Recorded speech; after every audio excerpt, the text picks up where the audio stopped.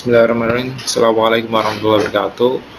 Perkenalkan saya Erwan, pustakawan dari Poltekkes Kementerian Semarang.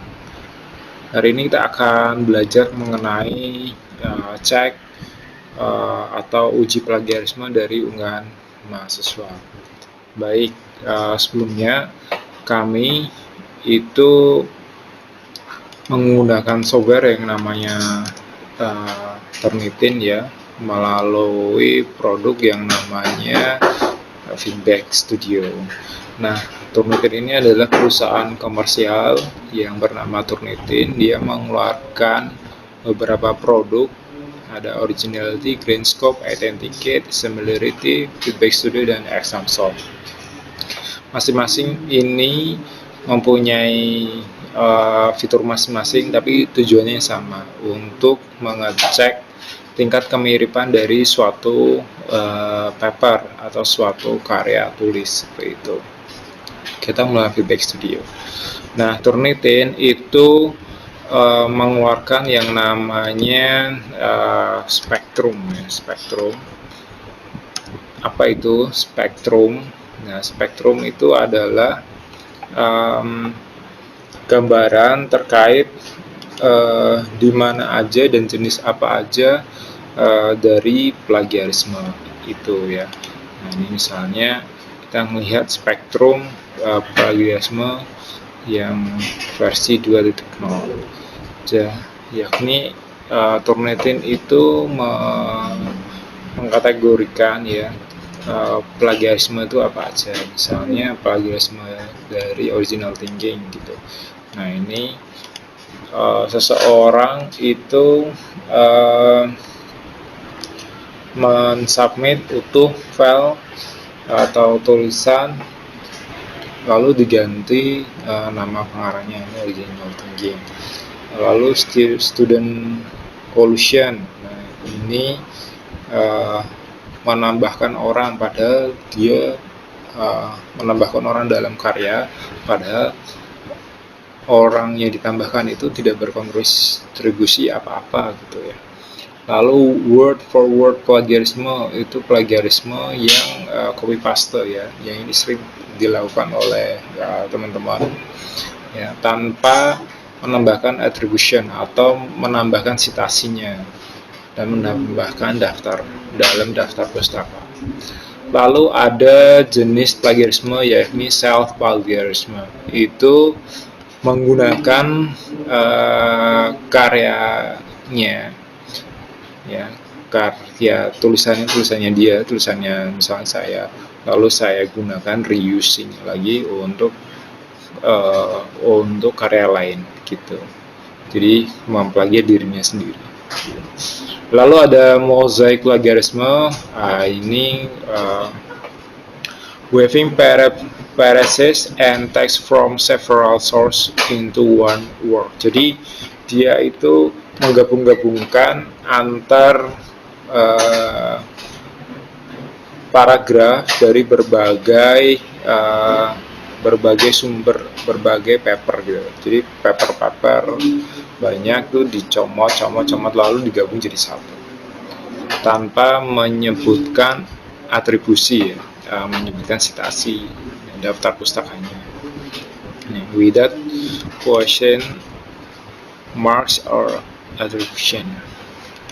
Lalu ada plagiarisme software based text modification. Nah, ini taking content written by another and running it through a software tool. Jadi dia kayak memparafrase dengan menggunakan software tertentu ya.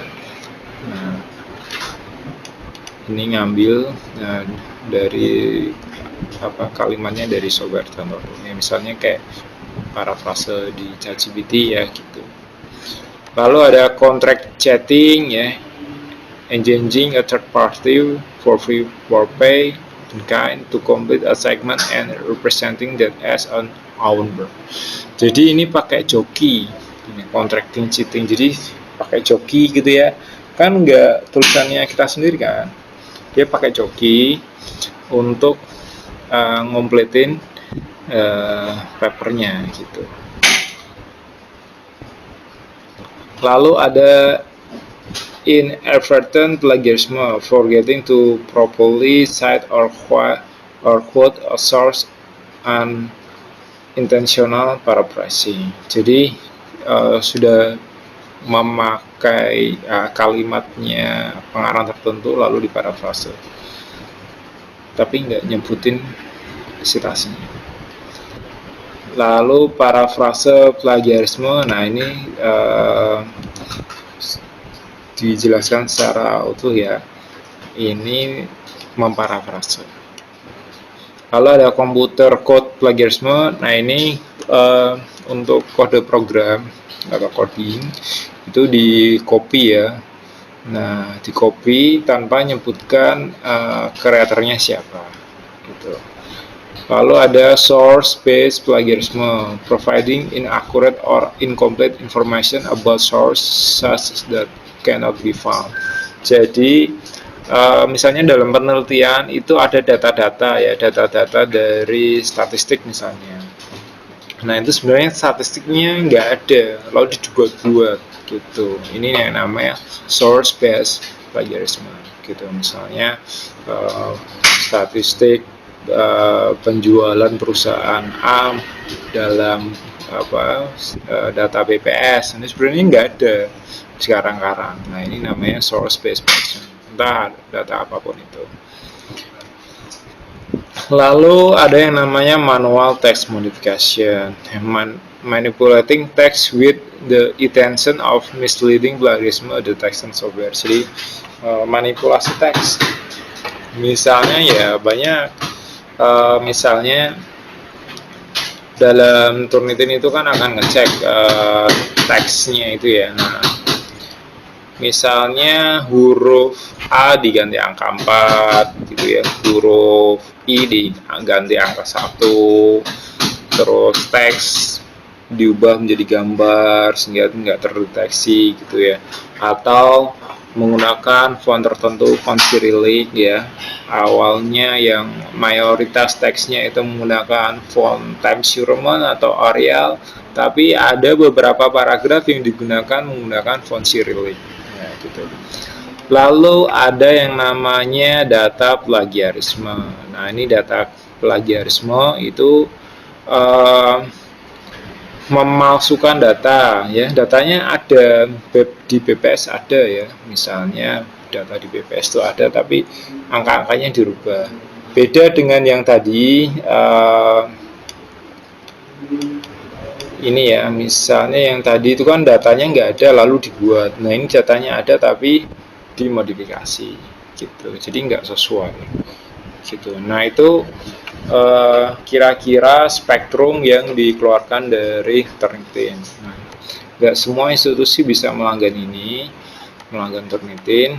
Nah, beruntung untuk institusi-institusi yang bisa melanggan Turnitin untuk pengecekan plagiarisme. Gitu. Ya nggak hanya Turnitin ya, penyediaannya banyak gitu.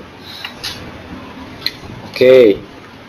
Nah, di Turnitin itu ada yang namanya 3 user ya. Yang pertama student, teaching assistant, dan instructor. Lalu ada sebenarnya lagi administrator. Nah, ada 4. Student itu ya untuk mahasiswanya, teaching assistant ya misal asisten dari dosen.